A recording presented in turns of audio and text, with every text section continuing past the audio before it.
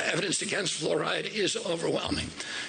In animals, in animal models, and in human models, we know that it causes IQ loss, profound IQ loss, and it's dose-related.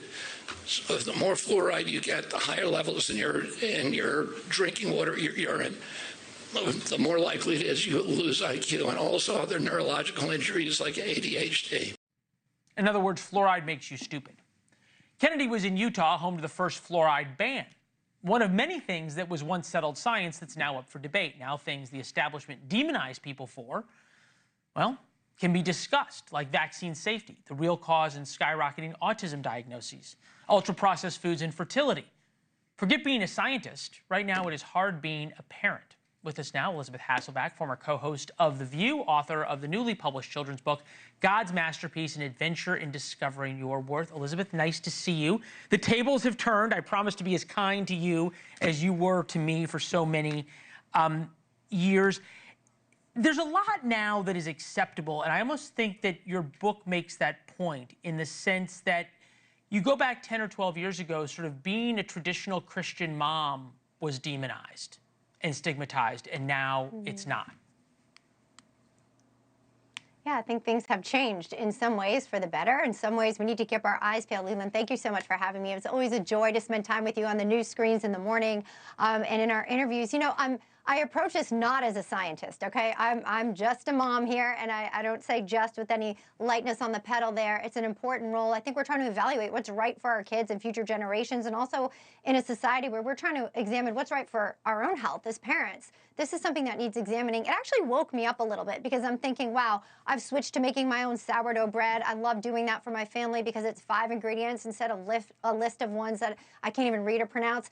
And then I also send my kids off to a game with a bottle of Gatorade, so I'm not sure where I fall on this. Maybe I'm a hybrid mom. Everything in moderation. But I'm doing my best here, but I do think there has to be a sweet spot, and I'm glad we're examining fluoride levels. You know, there's part of me that thinks, gosh, underserved communities in dental health have been studied for decades, right, and more than that. So we need to consider those that would not have access to proper dental health care, and we need to actually supplement that if indeed this fluoride does come out of the water. Then there are states that have more naturally occurring fluoride because of rock formation like Colorado than others. So is there a state-by-state level that's taken? And can we find a sweet spot where there's a normal saturation of it or a placement of it that's acceptable? I don't know. I do think I'm thankful it's regional. I hope that it remains to be regional because I do think that matters.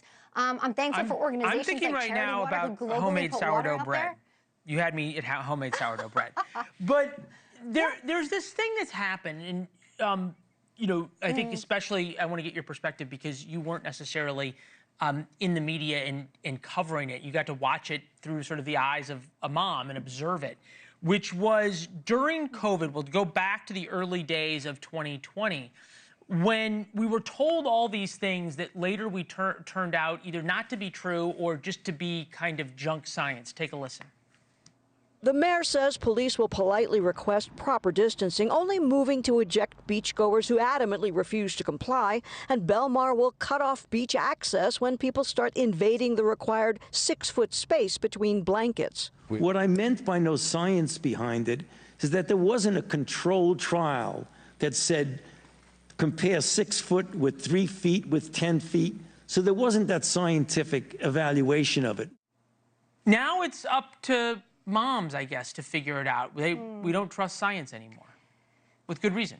No, we don't. And if you're going to manipulate, to your point, an entire society, how would you do it? By scare tactics and saying that we need to force vaccinations on our children and our drinking water. Clearly the fastest way to manipulate an entire society for political gain. We all experience that. We all have regret from it. It's not going to happen again. I think our eyes are wide open, and we need to be paying attention to what is going into our bodies, our children's bodies in this water. And I'm glad we have the opportunity to vastly investigate how much fluoride, if fluoride is necessary anymore, and then what can be done in the meantime. This is all an experiment. Unfortunately, we're a part of it, and then we just have to make the wisest decision at the time possible based on our past experiences, current circumstances, and future hopes and dreams for a healthier America. I think we should be moving healthier, not. I think clean water and healthy food is something we can all agree upon wherever you stand in the political realm. And I'm hoping that we can get to that point, not only as parents, but just as citizens of the United States of America. Thanks for watching. Go to joinnn.com to find NewsNation on your television provider.